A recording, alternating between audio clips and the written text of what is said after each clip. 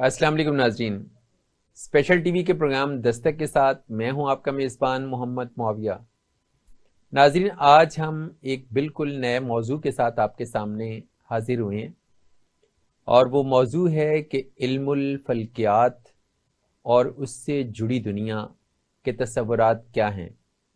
इसी पर गुफ्तगू के लिए हमने अपने स्टूडियो में आज दावत दी है सालिया खालिद को। सालिया खालिद एक स्कूल में हेड मिस्ट्रेस हैं और वो इस मौजू पर हमसे गुफ्तगू करेंगी। वेलकम। अस्सलाम वालेकुम, बहुत बहुत शुक्रिया मुझे यहाँ पर मदऊ करने का। ये बताइए कि जो स्पिरिचुअल डोमेन है या रूहानियत है उसका तस्वुर क्या है? देखिए, जब हमारे बच्चे तालीम और तरबियत के मराहिल में होते हैं, जब माँ बाप उन्हें दुनियादारी सिखाते हैं, प्रैक्टिकल लाइफ के प्रैक्टिकल एस्पेक्ट सिखाते हैं, आदाब मुआशरत सिखाते हैं, हम इतने प्रैक्टिकली इस चीज को लेके चलते हैं, हम बिल्कुल भी रूहानियत को बिल्कुल भूल जाते हैं। मतलब हम उन्हें नमाज भी सिखाते हैं तो नमाज पढ़ना सिखा रहे होते हैं, हम नमाज कायम करना नहीं सिखाते, जबकि हमारे रिलीजन में है वाकीमुस्सलाता, नमाज पढ़ना नहीं है। और हम मतलब नमाज में हम उन्हें खुशू खुजू नहीं सिखाते, नमाज एक एक्शंस की तरह वो परफॉर्म कर रहे होते हैं। रूहानियत हमें एक सीखने की चीज है और ये वो चीज है जो कि बहुत जल्द ही छोटी उम्र से ही अपने बच्चों को हमें ये सिखाने की जरूरत है कि इनर सेल्फ भी है और इनर सेल्फ को सबसे पहले आपको स्ट्रॉन्ग करना है, इसको स्ट्रेंथन करना है, अपनी साइकिक एबिलिटीज को आपने बढ़ाना है, इन्हें डेवलप करना है। मतलब अब हम अहले तसव्वुफ तभी मुराकबे का नाम लेते हैं, मेडिटेशन जिसे इंग्लिश में हम कहते हैं। मुराकबे में आप अपने अंदर से खुदा के पास जुड़ते हैं, आपका एक कनेक्शन जो है वो डेवलप होता है। अंबिया कराम, सूफिया कराम, ये सब नमाज को भी जब आप खुदा के आगे जब झुके तो आपका वो कनेक्शन डेवलप हो कि आप दुनिया से बिल्कुल कट ऑफ हो जाएं। ये चीजें जो है ये हमें सिखाई नहीं जाती। मुराकबा सेल्फ कतारसिस से एक ऊपर का लेवल है। ये आपका जब आप इस फील्ड में जाते हैं, जब आप यहां तक पहुंचते हैं, तो फिर आपके पास दुनिया की बहुत सी नई नई हकीकतों का आपको इदराक होना शुरू हो जाता है। मतलब हमें ऑरा को समझने की जरूरत होती है कि ऑरा क्या है इंसान का। हमारे इर्द गिर्द एक मैग्नेटिक फील्ड होती है जो कि हमें दूसरे की पर्सनैलिटी का बताती है। हमारी अपना एक ऑरा होता है, वो पॉजिटिव भी होगा, वो नेगेटिव भी होगा। हमारे चक्रास होंगे जो ब्लॉक्ड होते हैं, इन्हें हम जब तक जानते नहीं है तब तक हम लोगों को नहीं समझ पाते। हम जिंदगी में धोखे खाते हैं, लोगों से फ्रॉड होते हैं। क्यों? क्योंकि हम इंसानों को पहचान नहीं सकते। हमें जब तक हम अपने अंदर को नहीं पहचानेंगे, जब तक हम रूहानियत की दुनिया में कदम नहीं रखेंगे, तब तक हम इसी तरह धोखे भी खाएंगे। इंसानों के जितने बहरूपी होते हैं हम उनके रूप नहीं पहचानेंगे। अच्छा सालिया, ये बताइए कि जो आप रूहानियत की बात कर रही हैं उसका ताल्लुक तो आपके बिलीफ सिस्टम से है। आपका बिलीफ सिस्टम जितना स्ट्रांग होगा उसकी बुनियाद पे आपका जो इनर है वो स्ट्रांग और स्ट्रेंथन होगा। क्या ऐसा नहीं है? जी बिल्कुल, इसको law of attraction and manifestation भी कहते हैं। हम जितना पॉजिटिव सोचेंगे, जितना खुदा पे तवक्कल ज्यादा होगा, जितना भरोसा ज्यादा होगा, जितना खुद पे भरोसा ज्यादा होगा, उतनी चीजें पॉजिटिव होंगी। अगर हम हर चीज में ना करते रहेंगे, ना हमारे पास पैसा नहीं आ रहा, हमारे पास पैसे की तंगी है, हमारा ये भी गलत है, वो भी गलत है, तो यूनिवर्स तो हमें सुन रहा है, यूनिवर्स हमें सुन रहा है, चीजें वही होना शुरू हो जाती हैं। मतलब अल्लाह ताला भी कहते हैं कि मैं आपके लिए वैसा ही जैसा आप मुझसे गुमान रखते हो, मैं आपके शाहरग के करीब हूँ। आप पॉजिटिव सोचते हैं, पॉजिटिव रेस, ये जो एनर्जी है हर तरफ, ये एनर्जी पहुंचती है ऊपर तक और यही रिटर्न होती है आपके पास। मतलब आप जैसा यूनिवर्स को भेजते हैं वैसा ही आपके पास रिटर्न होता है। आप अच्छा सोचेंगे अच्छा होगा, आप बुरा सोचेंगे तो हम मतलब कहते हैं ना इस बंदे की जुबान काली है, तो वही होगा कि वो बुरा ही बोलता है तो बुरा ही होता है, उसके इर्द गिर्द सब कुछ बुरा होता है। और ऐसे लोगों के मतलब दोस्त भी कम रह जाते हैं जो नेगेटिव लोग होते हैं, क्योंकि नेगेटिविटी फैलती है। आपका ये ऑरा, ये सारे ये नेगेटिविटी कंज्यूम कर रहा है, आप नेगेटिव बन जाते हैं, आप पॉजिटिव बन जाते हैं। मतलब इसमें टेलीपैथी आती है, मतलब आपको टेलीपैथी सीखने की जरूरत होती है। टेलीपैथी में आप दूसरे बंदे का माइंड रीड कर सकते हैं और ये बहुत अच्छी एक आपके पास पावर आ जाती है कि अगर आप दूसरे बंदे का माइंड रीड कर सकते हैं, आप जान सकते हैं उसकी इंटेंशंस क्या है। इसी में टेलीपैथी की जो बुनियाद है जी वो तो कंसंट्रेशन नहीं। जी बिल्कुल आप किसी एक चीज पर बहुत ज्यादा फोकस्ड होते हैं, अपनी तवज्जो को बहुत ज्यादा मरकूज करते हैं, एग्जैक्टली तो उससे एक पावर जनरेट होती है। एग्जैक्टली बिल्कुल, ये सारी इंटरलिंक चीजें हैं, जैसे मुराकबा हो गया, टेलीपैथी हो गई, फिर इस अगली फॉर्म आ जाती है रेकी। रेकी में आप एनर्जी हीलिंग करते हैं किसी मरीज को, किसी डिप्रेस्ड सोल को, आप उसको सूद करते हैं, उसकी बॉडी को पेन निकालते हैं। आप उसको, जैसे हमारे हम लोग दम वगैरह भी करवाते हैं, ये भी उसी की एक रिलीजियस फॉर्म है। आप इसको साइंटिफिकली लेके चल लें तो आप उसको रेकी कह लें, आप इसको रिलीजियसली लेके चल लें तो उसे हम कहते हैं किसी बुजुर्ग से दम वगैरह कराना जिनके पास अमल होता है, वो भी एक कंसंट्रेशन से, और एक आप जब आप दुनिया से कट के आप कंसंट्रेशन और फोकस को आप कंप्लीट करते हैं, बढ़ाते हैं, तब आपको ये चीजें आप पे लर्न करना आप शुरू होते हैं। मतलब ये है कि जैसे आप, हमें कहा जाता है कि तहज्जुद पढ़ें, तहज्जुद का टाइम बहुत मुबारक टाइम होता है, और साइंटिफिकली देखें तो रात के 3:20 से लेकर 3:50 तक, और या उसको आगे पीछे भी कर लें। ये बहुत एक फिनोमिनल जो होता है टाइम होता है, बहुत पावरफुल टाइम होता है, और इस टाइम पे जागना हमारे लिए बहुत बेहतरीन होता है, क्योंकि हम कॉस्मोस से लिंक्ड हैं, हम यूनिवर्स का हिस्सा हैं। तो जब ये यूनिवर्स का वो टाइम होता है जब वो आपसे लिंक हो रहा होता है, तभी हम कहते हैं तहज्जुद में की जाने वाली दुआएं, तहज्जुद की इबादत वो रद्द नहीं होती। बाकी नमाजें चाहे बाकी फर्ज हैं, मगर दुआ तहज्जुद वाली, आपको कोई मुश्किल, आप तहज्जुद उठे पड़े, आपकी वो दुआएं कबूल होगी, आपकी मुश्किल हल होगी। और सनराइज से ये 20 मिनट्स पहले और सनराइज के बाद, वो हो गया फजर का टाइम और ये हो गया तहज्जुद का टाइम।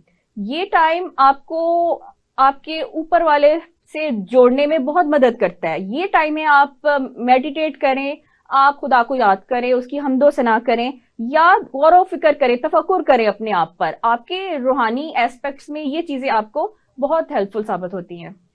अच्छा, जो तहज्जुद का कंसेप्ट है वो तो ज़ाहिर है हुक्म रब्बी भी है, और अल्लाह ताला खुद भी ये फरमाते हैं कि मैं इस वक्त में आसमान दुनिया पे आ जाता हूँ, बिल्कुल, और जो भी मेरा बंदा मुझसे कुछ मांगता है तो मैं उसको अता करता हूँ। बिल्कुल। तो उसका कंसेप्ट तो 100% रिलीजियस है। अच्छा, आपके नज़दीक ये साइंटिफिक भी है? जी बिल्कुल, यही मैं कहना चाहती हूँ।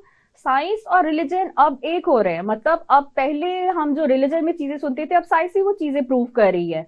वो साइंस हमें जरा साइंटिफिकली डिस्क्राइब कर रही होती है, या दूसरे रिलीजन्स भी अपने, उनके रिलीजन्स में भी यही चीजें आ रही होती हैं, वो थोड़े और एंगल से बयान कर रहे होते हैं। मतलब सारे रिलीजन्स में अब ये माना जा रहा है कि ये जो टाइम है ना, ये बहुत स्पेशल टाइम है, और इस टाइम रोज जागने की आप आदत डालें।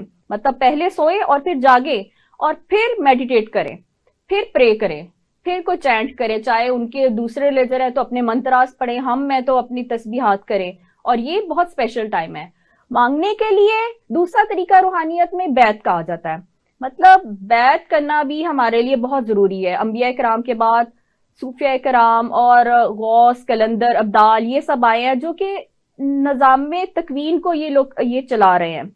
हमें इनसे जुड़ने की बहुत जरूरत है। ये हमें हमारे रब से जल्दी मिला देते हैं। तो रूहानियत में एक एस्पेक्ट ये भी है कि हमें बैत करनी चाहिए एक मुर्शिद कामिल की, और जो कि हर जगह नहीं होते, ये हमने ढूंढना है।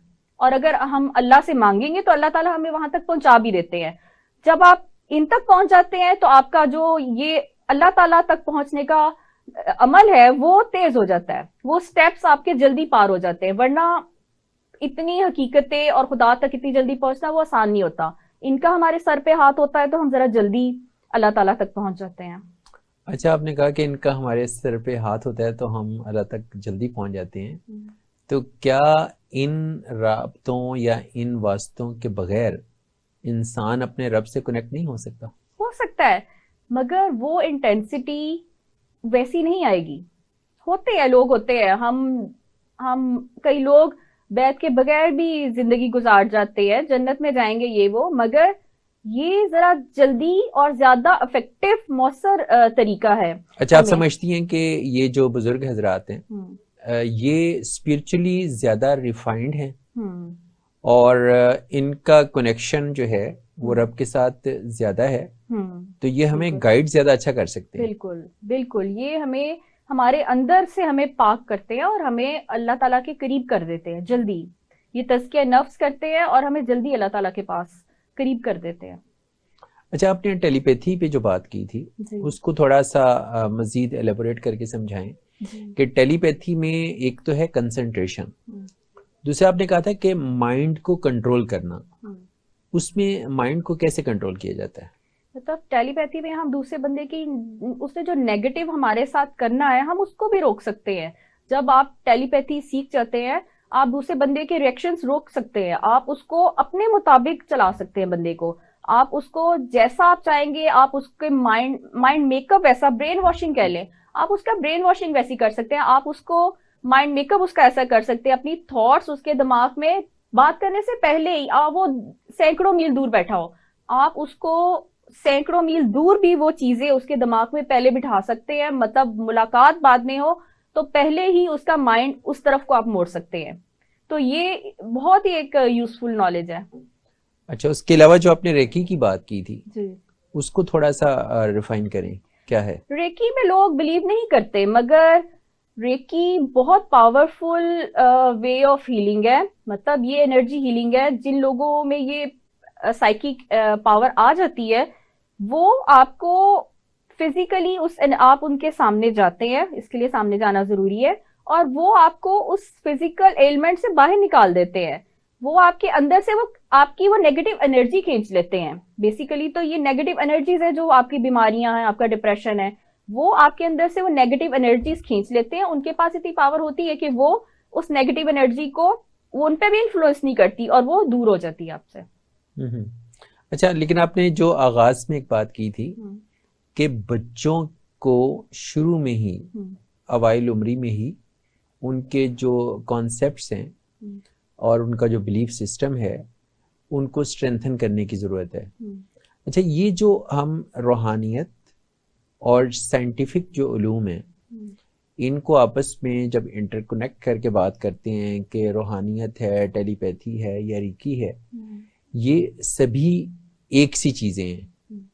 तो आपका ख्याल है कि साइंस और रूहानियत जो है ये असल में एक ही चीज़ है? बिल्कुल, आपने सही कहा, ये एक ही चीजें हैं जिसको या तो साइंटिफिकली हम बात कर रहे होते हैं, और अगर हम रिलीजियसली बोले तो फिर उसके टर्म्स बदल जाती हैं, मगर बातें वही होती हैं।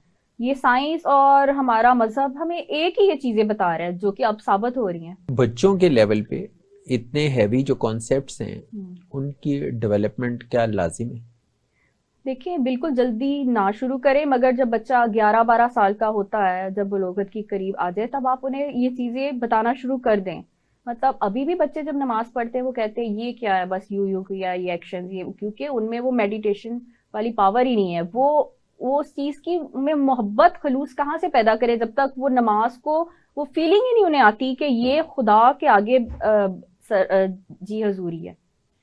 देखे ना, खुशबू खुजू तो तभी आएगा ना जब आप उन्हें रब का तारुफ करवाएंगे, हज़रत मोहम्मद सल्लल्लाहु अलैहि वसल्लम का तारुफ करवाएंगे, कुरान जो इल्हामी किताब है उसका तारुफ करवाएंगे। तो उसके बाद उनकी जो कनेक्टिविटी है जी। वो जब रिलीजन के साथ इन ट्रू वे में होगी तो जाहिर सी बात है कि उनके अंदर पे खुशू खुशू पैदा होगा। एग्जैक्टली। लेकिन जो चीज़ें आप कह रही हैं, जो टेलीपैथी है या रेकी है या जो एस्ट्रोलॉजी है, क्या उसका नॉलेज हासिल करना हर फर्द के लिए लाजिम है? नहीं, उसका नॉलेज हर फर्द के लिए लाजिम नहीं। मतलब एस्ट्रोलॉजी तो बच्चों के लिए तो नहीं है। वो तो एस्ट्रोलॉजी जब आपका बच्चा पैदा होता है, अब आपका ये काम है कि ठीक है, उसका प्लेस ऑफ बर्थ, उसका टाइम ऑफ बर्थ, डेज वगैरह याद रखें। ये आपको उसका नेटल चार्ट बनाने के काम आएगा, जो उसका जायचा बनवाएंगे आप। ये जायचा आपको आगे चल के कई चीजों में काम आएगा। मतलब जब उसकी शादी होनी होगी तो जिससे उसके होने वाले स्पाउस के जायचे के साथ आप मैच कर सकते हैं। यहाँ पर हम लोग विदाउट मैचिंग, जब जायचा मैच करवाए बगैर शादियां करते हैं तो बाद में बड़े इख्तलाफात आते हैं। मतलब उनके स्टार्स ही नहीं मैच करते उनके, क्योंकि बर्थ चार्ट के अकॉर्डिंगली वो मैच ही नहीं कर रहे होते वो दो कपल्स। और फिर बाद में फिर सारी जिंदगी पछताते हैं कि ये यहाँ पर हमने क्यों शादी कर ली। मतलब ये चीजें हमें देखनी चाहिए। कुछ लोग मांगलिक होते हैं, कुछ नॉन मांगलिक होते हैं। मांगलिक और नॉन मांगलिक की आप शादी कर देते हैं तो वो चल तो जाएगी, मगर उसके साथ कुछ रेमेडीज करनी पड़ती हैं। एस्ट्रोलॉजी भी ऐसी फील्ड है जो कि हमें बहुत मतलब छोटी छोटी टिप्स देती है, और वो टिप्स हमारे लिए बड़ी इफेक्टिव साबित होती है। मतलब वो नुकसानदेह नहीं होती। वो टिप्स हमें बताती हैं कि हमें किस मोड पे कौन सी रेमेडी, कौन सा सदका करना है, और जब जब आप मसाइल में पड़ते हैं तब तक आपको कैसे उन मसाइल से निकलना है। मतलब एक 60 सती होती है। 60 सती 7 साल का पीरियड आता है किसी भी स्टार पे, जिसपे वो उसका बैड टाइम चल रहा होता है। वो भी 2.5-2.5 साल के पोर्शंस में डिवाइड होता है। अब वो उसमें से कोई 2.5 साल फिर भी कम बुरे होंगे, मगर कुछ 2.5 साल बहुत बैड होंगे। अब इस 60 सती के पीरियड में ये नहीं कि जरूरी है कि आपका बुरा ही गुजरना है। आप सदकात दें, आप तस्बीहात करें। आप अगर एस्ट्रोलॉजिकली इसे लेके चले तो आप किसी अच्छे एस्ट्रोलॉजर से मशवरा करें, वो आपको कोई लोह बनवा देते हैं, उससे आपके मसाइल हल हो जाते हैं। या वो आपको बताएंगे इस डेज में ये सदका करें, ये कलर अवॉइड करें, ये चीजों को इस तरह करें, तो वो कम हो जाता है। उस चीज से आप निकल आते हैं, उसके जो नेगेटिव इफेक्ट्स हैं वो कम हो जाते हैं। अच्छा, अगर आप बहुत ज़्यादा अपने बिलीफ्स को इन चीज़ों से कनेक्ट करेंगे तो क्या ज़िंदगी ज़्यादा मुश्किल नहीं हो जाएगी? देखिए बाकी तो आपको सब साथ साथ लेके चलना ही होता है। हम ये नहीं कहते कि आपको बहुत ही इस चीज की तरफ कॉन्शियसली लेके चलना है। ये एक साइड इश्यूज है जो कि आपको वैसे ही लाइफ में थोड़े थोड़े साथ लेके चलने हैं, कि मतलब इससे आपकी जिंदगी में पॉजिटिविटी आए और नेगेटिविटी जाए। ये नहीं कि आपने हर वक्त इसको ही फोकस करके चलना है। आपने बाकी अपनी नॉर्मल रूटीन को उसी तरह कैरी ऑन करना है, अपने रिलीजन को, अपनी रिलीजियस ड्यूटीज को उसी तरह कैरी ऑन करना है। मगर ये चीजें भी है, मतलब एस्ट्रोलॉजी सदकात पे बहुत ज्यादा एम्फसाइज करती है। एस्ट्रोलॉजी कहती है कि आपको कैसे नेगेटिव चीजें बाहर निकालनी है सदकात कौन कौन से करके, और कैसे पॉजिटिव चीजें जो है वो लाइफ में डालनी है। मतलब आपको ये हमारा रिलीजन भी कहता है घर में गंद नहीं होना चाहिए, और टूटी चीजें फेंक दे, और पानी ना बहाएं। एस्ट्रोलॉजी भी आपको कहती है लीक जो टैप्स होते हैं ये नेगेटिव है, ये आपके घर में नहुसत लाएंगे। गंद घर में, गैर जरूरी चीजें, फालतू चीजें, एस्ट्रोलॉजी बताती है रुपी घड़ी ना रखें, या तो उसमें सेल डाल के उसे चला लें। टूटा हुआ फर्नीचर फेंक दें, टूटे हुए बर्तन फेंक दें। आप किसी को अपना कलम उधार ना दें, आप अपनी वॉच उधार ना दें। काले कपड़े गिफ्ट ना करें। देर से उठना, एस्ट्रोलॉजी में कहते हैं देर से उठना और देर से सोना ये गलत है। हमारा रिलीजन भी हमें कहता है जल्दी उठो, फजर फजर पढ़ो। कम नहाना एस्ट्रोलॉजी में बहुत नेगेटिव समझा जाता है। बेड पे खाना नहीं खाना, नाखून और बाल जो है पानी में बहा देने हैं। मतलब इस तरह की छोटी छोटी चीजें हैं जो हमारा रिलीजन भी हमें कहता है। कूड़ा करकट नहीं रखना, गैर जरूरी चीजें नहीं रखनी। और एस्ट्रोलॉजी भी आपको यही कहती है कि आपने ये चीजें नहीं करनी, ये नहुसत लाती हैं। ये गंदगी जो है ये प्लैनेट्स को डिस्टर्ब कर देती है, और मैलिफिकेटेड प्लैनेट्स जो हैं वो फिर आपकी लाइफ को डिस्टर्ब करते हैं, और फिर चीजें थोड़ी वर्स हो जाती हैं। इसी तरह एस्ट्रोलॉजी में हमें बताया जाता है कि कैसे आपने पॉजिटिव एनर्जी को अपने घर में आने के लिए क्या तरीके हैं। मतलब हम ह्यूमन बीइंग्स नेचर का हिस्सा हैं, हम इस कॉस्मोस से लिंक्ड हैं, वहीं से ओरिजिनेटेड है। और एस्ट्रोलॉजी हमें कहती है कि हमें नेचर के करीब होना है, हमें लाइफ में नेचर की चीजों को बिल्कुल इनकॉर्पोरेट करना है। मगर अब हम पार्कों में या दरख्तों जंगलों में तो नहीं रह सकते। उसका वो ये तरीका बताती है कि जी आप घर में प्लांट्स रखें। आप डायरेक्शन वो हमें बता देते हैं कि आप कमरे में पौधा रखें, घर में सारी रात दिया जले। डायरेक्शंस की भी बहुत वो होती है कि साउथ या नॉर्थ ईस्ट में आप वुडन पीसेस रखें। वो देखिए वो लकड़ी वो नेचर का पार्ट है। आप पौधे हैं तो वो लकी प्लांट्स बताते हैं हमें कौन से लकी प्लांट्स हैं। पीस लिली है, जेड है, बैम्बू है, रबर प्लांट है। ये लकी प्लांट्स हैं, इनको घर में रखे लाके। तो हमने रखने ही होते हैं पौधे, तो हम ये वाले पौधे लाके रख लें जो कि लकी भी है। मनी प्लांट है तो उसे कैसे लगाना है उसके तरीके वो बता देते हैं कि उसके अंदर कॉइन डाल ले, आप उसकी शाखें ऊपर को रखें, उसका पानी बदलते रहें। मतलब बहुत लाइट सा ये काम है जो आपने करना है, तो आपके घर में अच्छी बरकत वगैरह आएगी। मतलब लोबान और काफूर की धुनी दे, घर के चूल्हे सारे जलने चाहिए। पर्स में आप अपने ये सौंफ, इलायची और दालचीनी, इनके दो दो चार दाने जो हैं वो अपने पर्स में रखें तो इससे भी बरकत आती है। ये भी नेचर से लिंक्ड चीजें हैं, ये आपको आपके नेचर के करीब करती है। मेन डोर की लाइट्स है वो 3-4 घंटे चलाएं, आप जला के रखें। आप नमक और हल्दी को इकट्ठे रखना है आपने। रूम्स आपके क्लटर फ्री होने चाहिए, कोई गंद, कोई अलमारियां जो है वो मैसी नहीं होनी चाहिए। और आपका बिस्तर आपने खुद तय करना है, जब सुबह उठना है जल्दी तय करना है, अच्छा, किसी और से नहीं तय करवाना। ये नमक और हल्दी को इकट्ठे रखने वाली क्या साइंस है? हल्दी जो है ना, जैसे एस्ट्रोलॉजी में हल्दी की बहुत इंपॉर्टेंस है और उसे बहुत ज्यादा प्रोमिनेंस दी जाती है और बहुत सारी रेमेडीज में यूज होती है। एस्ट्रोलॉजी में कहते हैं कि हल्दी ना से बहुत बीमारियों का इलाज है, बल्कि ये घर में होना, और इसको कबर्ड के अंदर भी ना किचन की रखे, इसको कबर्ड के बाहर रखे, किसी उसमें प्लास्टिक वाला ट्रांसपेरेंट में रखे।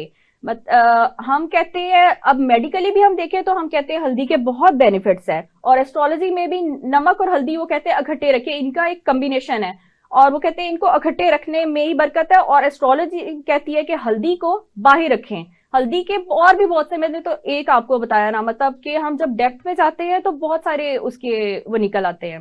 नाज़रीन, यहाँ वक्त हो एक ब्रेक का। ब्रेक के बाद हम गुफ्तगू के सिलसिले को आगे बढ़ाएंगे, हमारे साथ रहिए।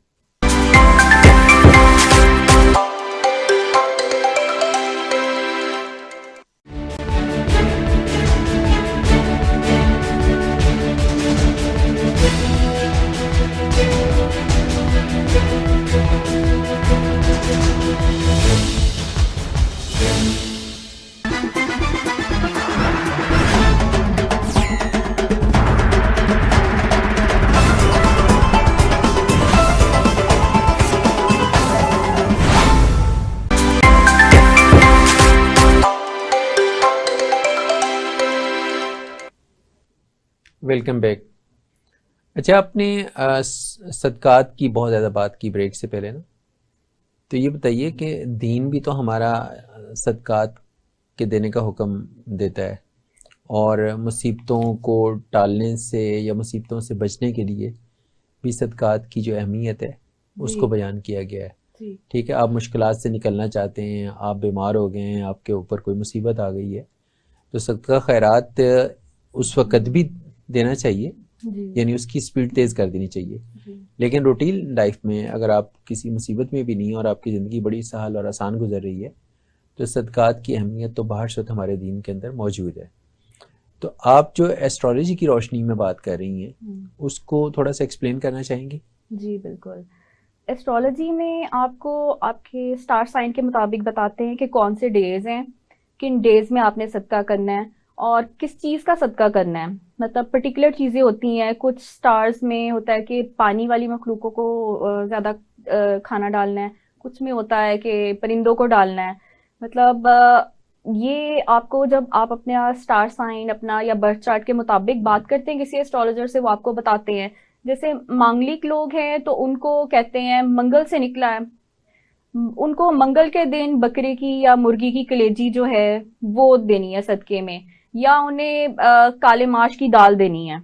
इसी तरह जो है बाकी स्टार्स हैं, उनका जर्नल भी होता है कि आप कुत्तों को खाना डालने से बहुत फायदा होता है। और ये एस्ट्रोलॉजी में सारे एनिमल, कहते हैं कि सारे एनिमल्स को डालना, आपने ये नहीं कि एक ही सिर्फ कुत्ते हैं गली में तो उनको ही डालना है, बिल्लियां हैं तो बस उनको डालना है, नहीं। वहां हमें बताया जाता है कि आपने कुत्तों को भी, बिल्लियों को भी, चिड़ियों को भी और परिंदों को भी, कौवों को, इन सबको सदके देने के मुख्तलिफ फायदे हैं और उसी से आपके प्लैनेट स्ट्रेंथन होते हैं। ये नहीं कि आप किसी एक आधे जानवर को कर दे। तो हमारा रिलीजन भी हमें कहता है कि जानवरों को, सबको, मतलब हर जानवर इनका ख्याल रखना है। तो ये बातें बहुत मैच करती हैं। हमें एस्ट्रोलॉजी में बताया जाता है कि आपने कब उस जानवर को सदका देना है, कब आपने किस जानवर को सदका देने से आपके क्या मसाइल ठीक होंगे। जैसे कौवों को सदका देने से रुके हुए काम जो है वो आपके ठीक होना शुरू हो जाते हैं। बिल्लियों कुत्तों को आप सदका दें तो आपके जो है सारे खदशात, डाउट्स और लो कॉन्फिडेंस वो निकल जाता है। मछलियों को आप सदका दें तो आपकी लाइफ में क्लैरिटी आती है, आपकी थॉट्स में, और आपका अपना विजन क्लियर होता है। सालिया, ये बताइए कि जैसे कि आप सदकात के हवाले से या जानवरों की जो खुराक है उस हवाले से आपने बात की, देखें, दीन का जो तसव्वुर है वो तो सीधा सीधा है कि आप सदकात की कसरत करें और जानवरों पे रहम करें, उनका ख्याल करें। तो ज़ाहिर है जब उनका ख्याल करना है, उन पे रहम करना है, तो उसमें खिलाना पिलाना, उनकी केयर करना सभी कुछ आ जाता है ना। तो उसको स्पेसिफिक क्यों किया जाता है कि जी काली ही दाल देनी है और फलां चीज़ खिलानी है और फलां टाइप के जानवर को खिलाना है और फलां परिंदे को खिलाना है? तो इसको स्पेसिफाई क्यों किया जाता है एस्ट्रोलॉजी में? क्योंकि ये एक स्पेसिफिक नॉलेज है और ये आपको आपके डेट ऑफ बर्थ, आपके जायचे के मुताबिक बताता है कि आपकी लाइफ में यहाँ यहाँ जो लूप होल्स आ रहे हैं, ये वाले सदके से, ये वाली इस एंगल में चलने से, इस तरीके से काम करने से आपको इससे फायदा होगा। हर बंदा मुख्तलिफ है और उसकी जरूरतें मुख्तलिफ है, उसके मसाइल मुख्तलिफ है। तो जब मसाइल मुख्तलिफ है तो मसाइल के हल भी मुख्तलिफ है। तभी सदकात के दिन, सदकात के टाइमिंग्स, ये सारी चीजें भी मुख्तलिफ है। हर बंदे को मुख्तलिफ रंग सूट करते हैं। हमें बताया जाता है कि इस स्टार सन साइन वाले ने ये वाले कलर्स उसके लिए सूटेबल है, ये वाली चीजें सूटेबल है, ये वाले पत्थर सूटेबल है। पत्थर भी होते हैं और वो भी बहुत अफेक्ट करते हैं, वो भी सबके मुख्तलिफ होते हैं। इसलिए ये सबके लिए मुख्तलिफ होते हैं। ये जनरल नहीं होता कि आपने बस हर वक्त वैसे एस्ट्रोलॉजी ये भी कहती है कि ओवरऑल जरूरी नहीं, अगर आप उस दिन भी ना फेंके ठीक है, किसी और दिन भी फेंक दें, तब भी आपको पॉजिटिव इफेक्ट्स आते हैं। मगर ज्यादा 100% रिजल्ट लेना है तो आपको वो डेज फॉलो करने होते हैं। एक्चुअली मैं ये बात इसलिए स्पेसिफाई करके पूछना चाह रहा हूँ कि जब आप बहुत ज़्यादा चीज़ों में स्पेसिफिक हो जाते हैं तो उसका नुकसान ये होता है कि आपकी ज़िंदगी मुश्किल हो जाती है। देखिए ना, आपने एक बंदे को प्रॉब्लम से निकालना है और आप उसको इतना टाइट करते हैं कि तुमने इस कलर के कपड़े पहनने हैं, अब जिस दिन तुमने ये सदका देना है तुमने इस रंग का कपड़ा पहना हो, और जब आपने ये काम करना है तो उस दिन आप इस कैफियत में हो, तो उससे तो उसकी लाइफ ज़्यादा मुश्किल नहीं हो ऐसे तो जाएगी? है, बिल्कुल ये बात भी है। लाइफ तो फिर आगे लाइफ में इतने बंदे के एक मल्टीटास्किंग चल रही होती है कि हमारे लिए फिर ये एक्स्ट्रा वर्क तो आ जाता है, इतना वर्कलोड हो जाता है कि अब ये भी करना है। एग्जैक्टली ऐसा तो होता है, बिल्कुल। अच्छा, ये बताएं कि जो स्पिरिचुअलिज्म है, जो रूहानियत है, उसकी तो बुनियाद है कि आप अल्लाह के साथ जितने कनेक्टेड होंगे आपका इनर उतना स्ट्रेंथन होगा, और जब आप अंदर से स्ट्रांग होंगे तो फिर आप दुनियावी जो मुश्किलात हैं उनको भी आप फेस कर लेंगे और आपकी ज़िंदगी के अंदर जो मसाइल पेश आएंगे उनको भी आप फेस कर सकते हैं। लेकिन जो रूहानियत के पैरेलल आप एस्ट्रोलॉजी की बात करती हैं, निज़ाम फल्कियात की, ठीक है, इसी तरह से आप टेलीपैथी की बात करती हैं और आप रेकी की बात करती हैं, तो उसमें क्या कंसेप्ट है इसका?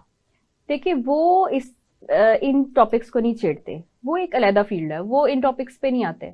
ये रूहानियत जरा मुख्तलिफ चीज है और एस्ट्रोलॉजी और तरह के एस्पेक्ट्स को आपके डील करती है, वो इस बारे में इतना नहीं बताते।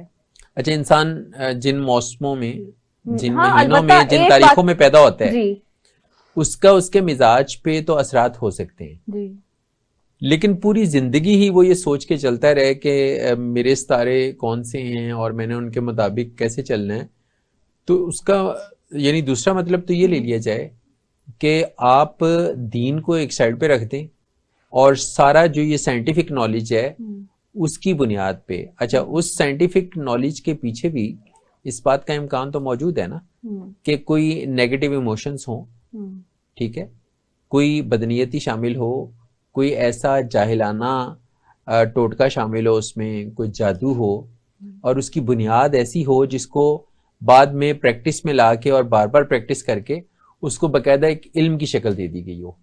इस बात का एहतमाल तो है ना कि इंसान अगर साइंस के बहाने इन बिलीफ्स पर भी एतकाद अपना बना ले तो क्या इस बात का इम्कान नहीं है कि वो अपने रिलीजन से दूर हो जाएगा? बिल्कुल है। रिलीजन में देखें, रिलीजन में तो सबसे पहले खुदा पे तवक्कल सबसे फोरमोस्ट चीज है जो हमें करनी है, और उसके साथ साथ उसकी इबादत, उसकी तस्बीहात और उस तरफ लॉ लगाने की तो सबसे पहले जरूरत है।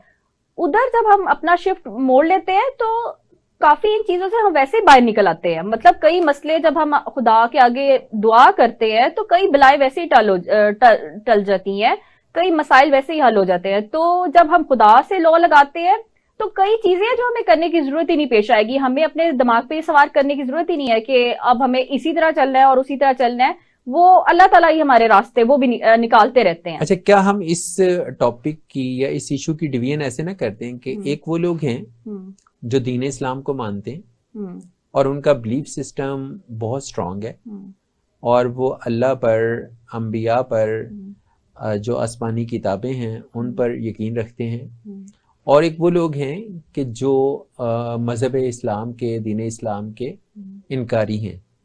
तो उनके लिए ये बिलीफ सिस्टम तो हो सकता है, लेकिन मुसलमान का अगर उस पर एतकाद बन जाए तो इस बात का खदशा तो मौजूद है ना कि वो एक ऐसे साइंटिफिक एनवायरनमेंट के अंदर अपने आप को एक कंट्रोल्ड एनवायरनमेंट में ले जाए जहां उसका अपना बिलीफ सिस्टम जो है वो कमज़ोर हो जाए और कल कलां को या बाद में उसको ये पता चले कि वो जिन सारे कॉन्सेप्ट्स की पैरवी कर रहा था उसका तो दीन में वजूद ही नहीं है।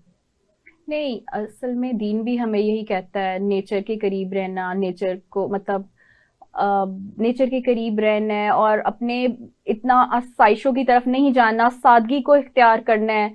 ये भी एस्ट्रोलॉजी भी हमें सादगी और तस्बीहात की तरफ भी लेके जाती है। एस्ट्रोलॉजी में हर जगह है कि आपने चाहे दूसरे रिलीजन के आप बंदे हैं तो मंत्रास पढ़ने हैं, आप मुस्लिम हैं तो आपने तस्बीहात करनी है। इसके बगैर एस्ट्रोलॉजी भी नहीं चलती। एस्ट्रोलॉजी में बहुत ज्यादा फोकस किया जाता है कि आपने तस्बीहात को नहीं छोड़ना और बहुत ज्यादा पढ़ना है और इससे इफेक्ट्स दूर होंगे, मैलिफिक इफेक्ट्स।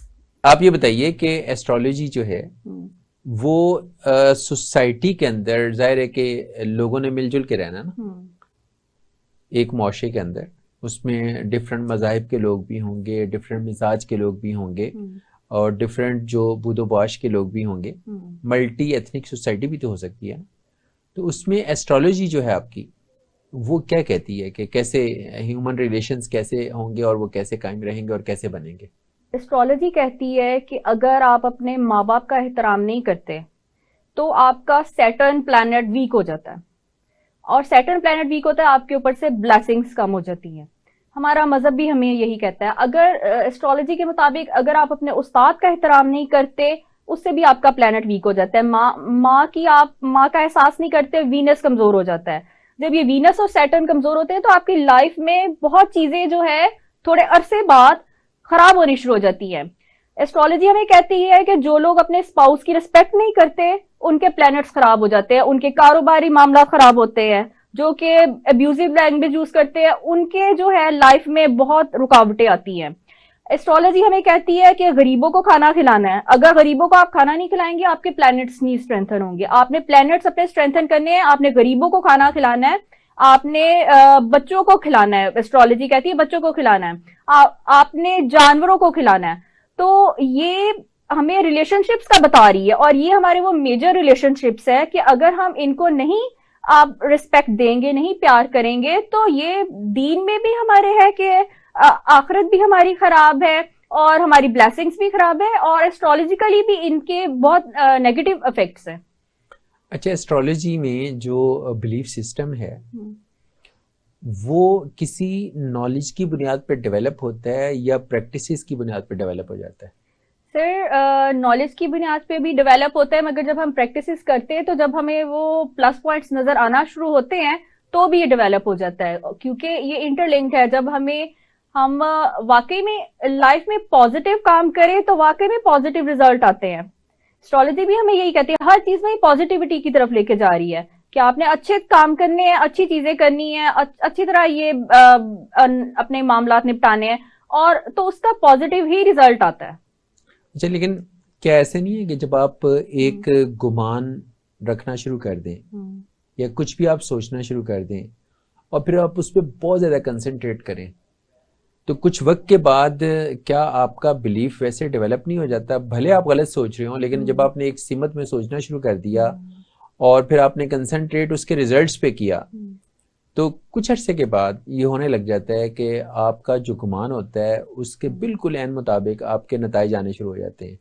फिर ऐसा भी होता है कि आप सोचते हैं तो वैसा हो जाता है और फिर आप ज़बान से कुछ निकाल देते हैं तो दोस्त आपको कहते हैं तुम्हारी ज़बान ही काली है, तुमने ये कहा था तो ऐसा हो गया। तो ये जो बहुत ज़्यादा कंसंट्रेशन ऑफ द माइंड है, क्या उसका बिलीफ सिस्टम में कोई रोल है?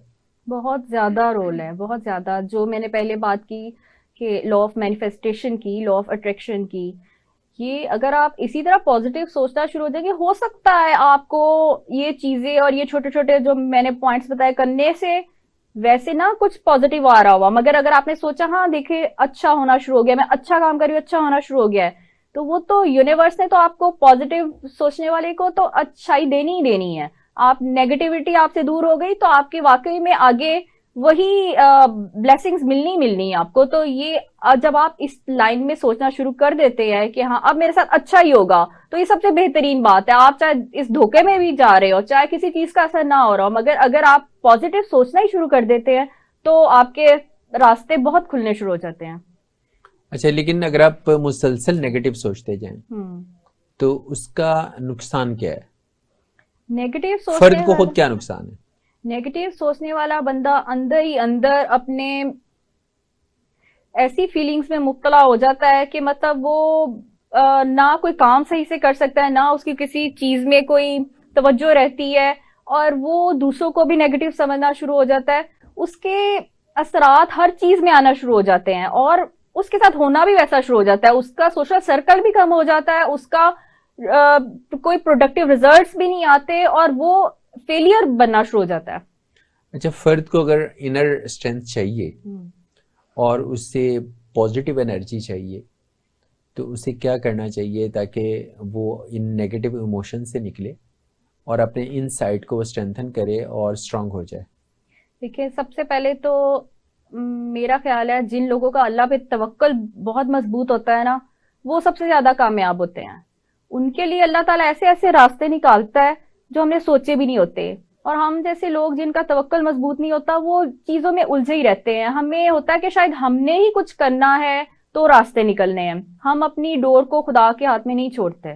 सबसे पहले तो जो अल्लाह ताला की तरफ सबसे ज्यादा होता है, उसके रास्ते हमवार होते हैं। दूसरा, अगर आप इंसानों के लिए मुश्किलात नहीं करेंगे, उन्हें तकलीफ नहीं पहुंचाएंगे, उनके लिए तकरीबकारी नहीं करेंगे, तब भी आपकी कर्मा जो है वो आपकी जिंदगी को भी आसान करता रहेगा, आपके भी रास्ते ठीक होते रहेंगे।